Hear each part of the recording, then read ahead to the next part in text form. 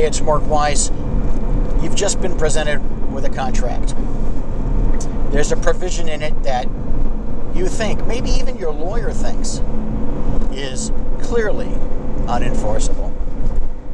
What could this be? Let's say it's a covenant not to compete in an employment agreement in a state in which covenants not to compete in employment agreements, quote, aren't enforceable.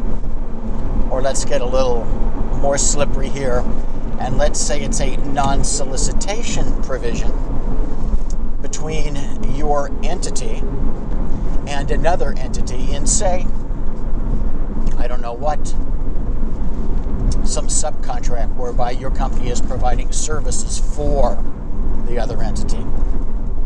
You think it's unenforceable.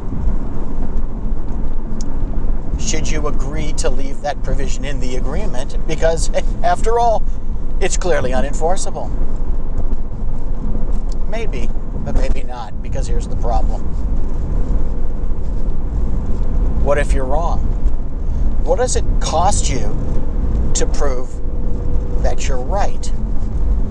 What if the other side holds your feet to the fire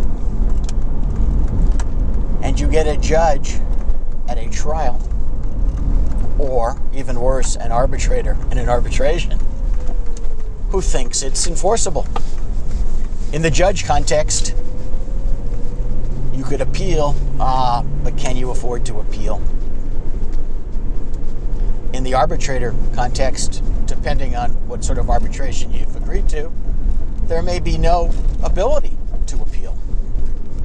Just because a provision is, quote, clearly unenforceable doesn't always mean that for you it won't be enforced.